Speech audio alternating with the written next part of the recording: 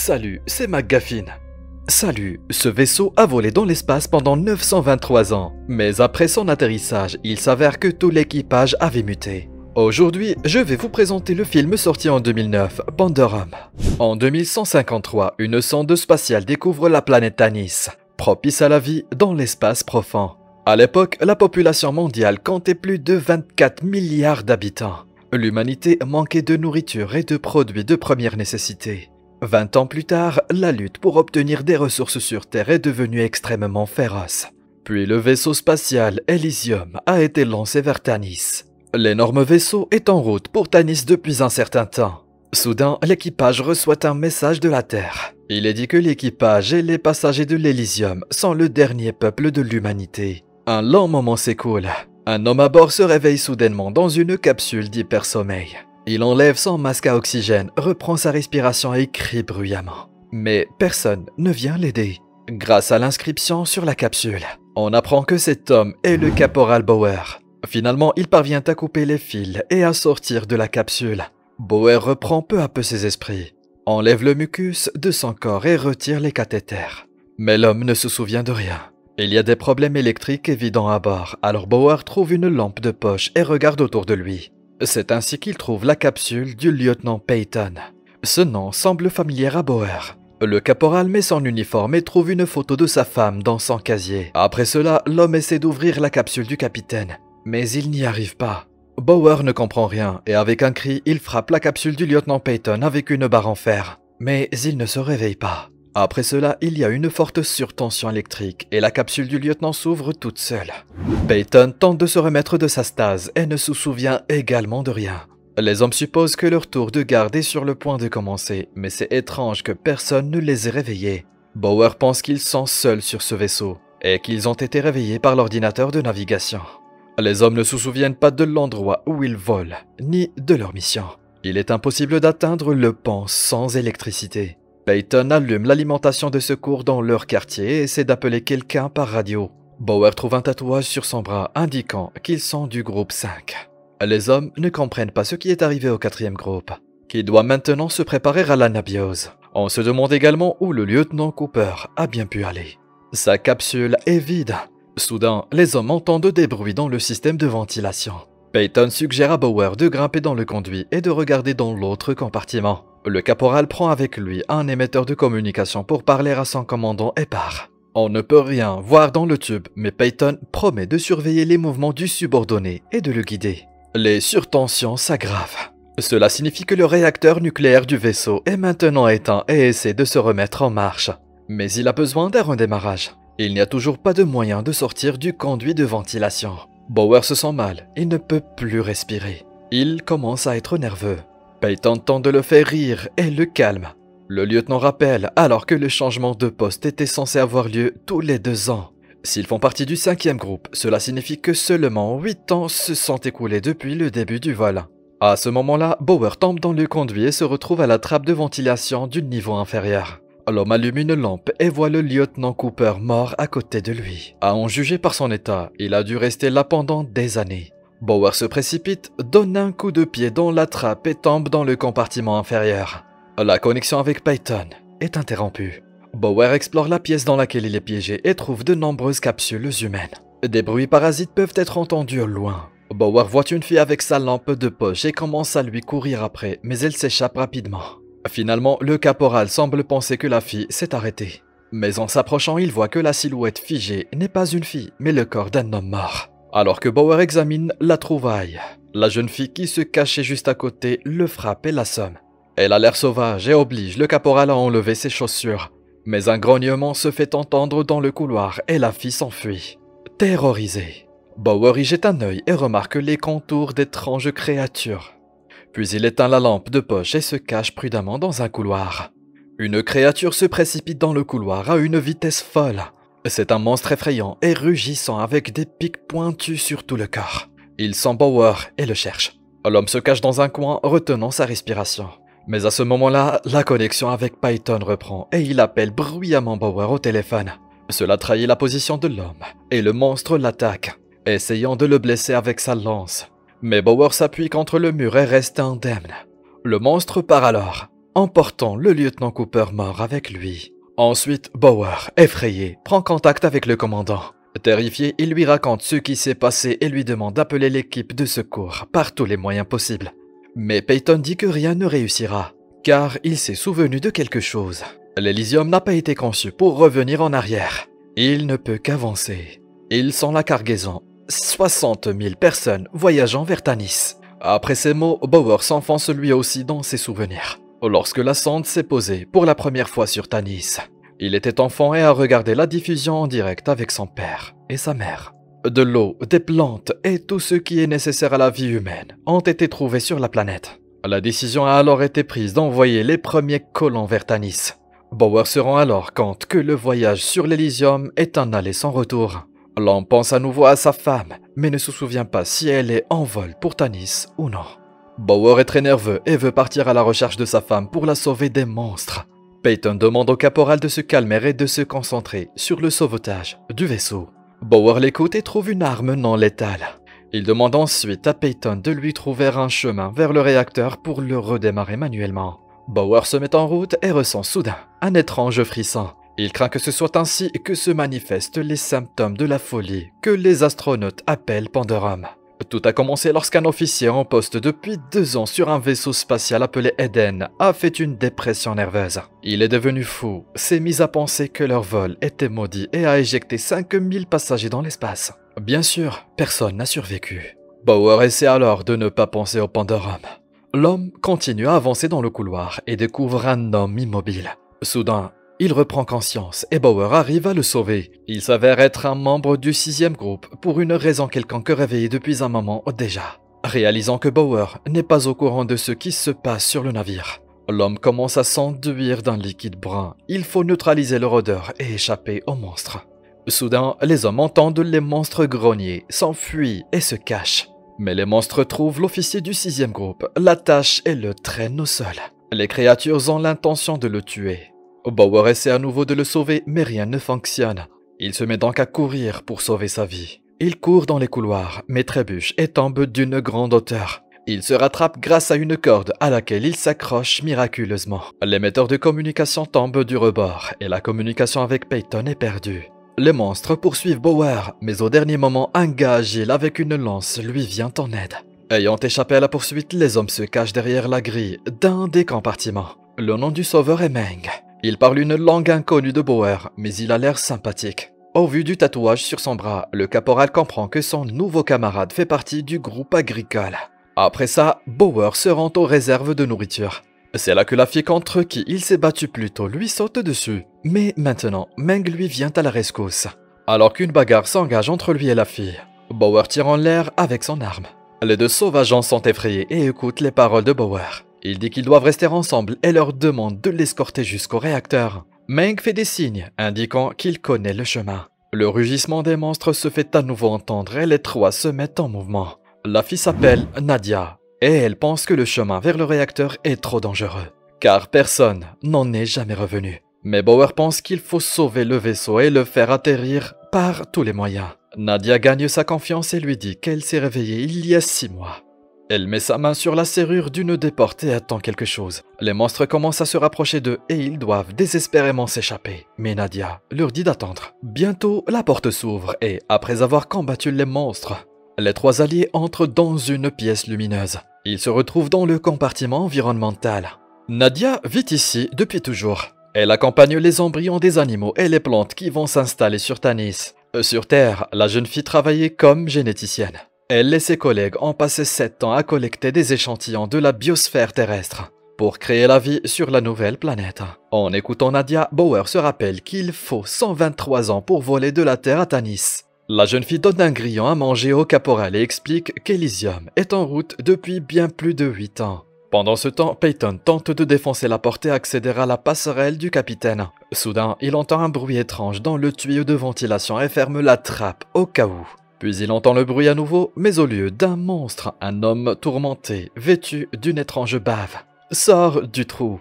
Il crie à l'aide et Peyton l'aide à sortir. Le discours de ce type est incohérent. Il tremble et dit d'une voix faible qu'il est le caporal Gallo du 4e groupe. Gallo était sur la passerelle du capitaine et se retrouve maintenant dans cet état. À ce moment-là, Bauer et son équipe arrivent à la baie d'anabiose de l'équipage. Presque toutes les capsules sont vides. Selon Nadia, les gens ont été enlevés par des monstres. Meng est méfiant, il reste immobile parmi les capsules. Et Bauer veut retourner auprès de lui, mais tombe sous le plancher en chemin. Nadia le suit, les nouveaux amis se retrouvent dans un liquide boueux jusqu'aux épaules. Ils sont recouverts de crasse. Un monstre arrive lentement au-dessus d'eux sans faire de bruit. Ils arrivent finalement à remonter. Bauer braque prudemment sa lampe de poche dans l'obscurité et le monstre les attaque immédiatement. Le caporal s'en mêle dans les fils et commence à ressentir les symptômes du Pandorum. Mais en voyant le monstre maîtriser Nadia, Bauer reprend ses esprits et se précipite au secours de la jeune fille.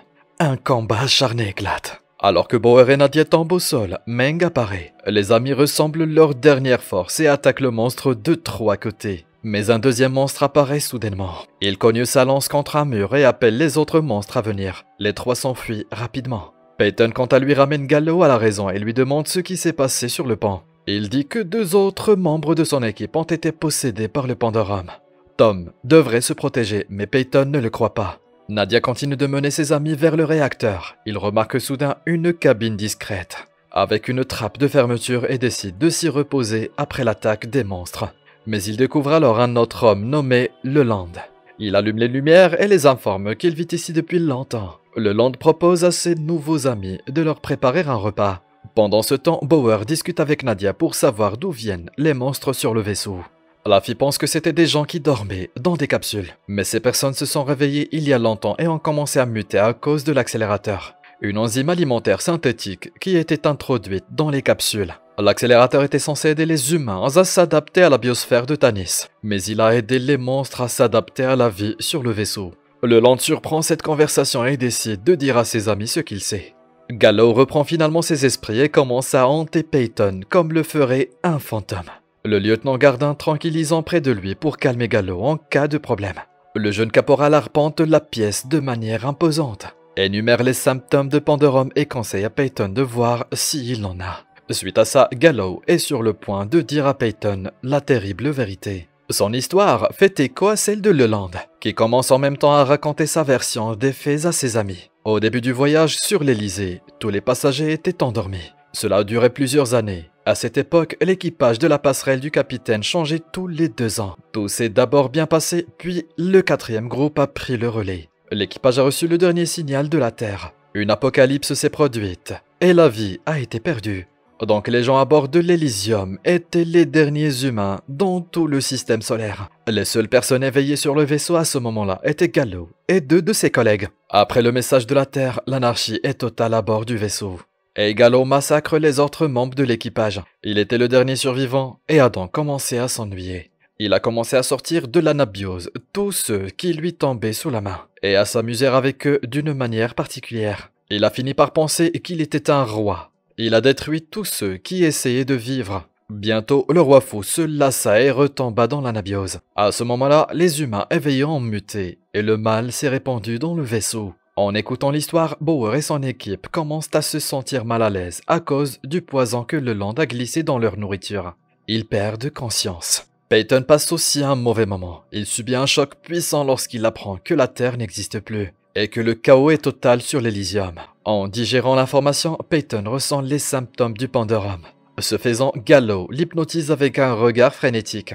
Il y a une surtension sur le vaisseau et Bauer et ses amis reprennent leurs esprits. Pendant qu'ils étaient inconscients, Leland les a attachés et pendus la tête en bas. Il semble avoir envie de les cuisiner et de les manger. Bauer essaie de convaincre Leland de les laisser partir et expose son plan pour redémarrer le réacteur. Leland est éveillé parmi les monstres depuis des années et n'est pas enclin à croire à un sauvetage miraculeux.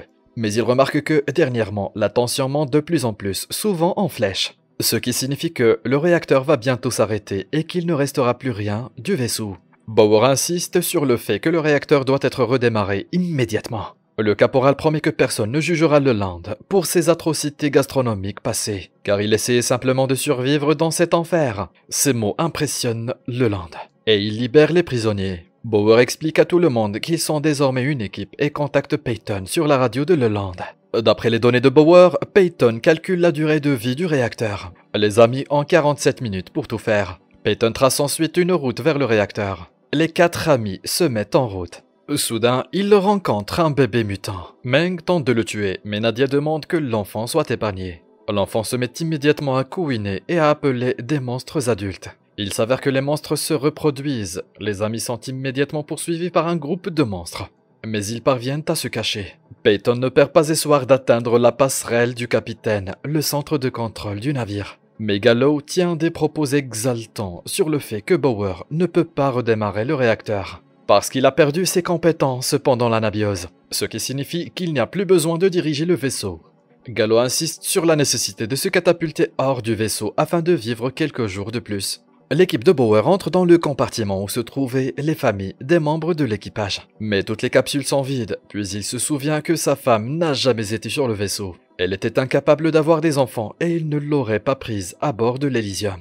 Avant même le vol, elle a quitté Bauer pour qu'il puisse voler sans remords. Ainsi, elle lui a sauvé la vie. Soudain, Bauer remarque la capsule de la femme de Peyton. Il se souvient immédiatement d'informations importantes sur Peyton lui-même.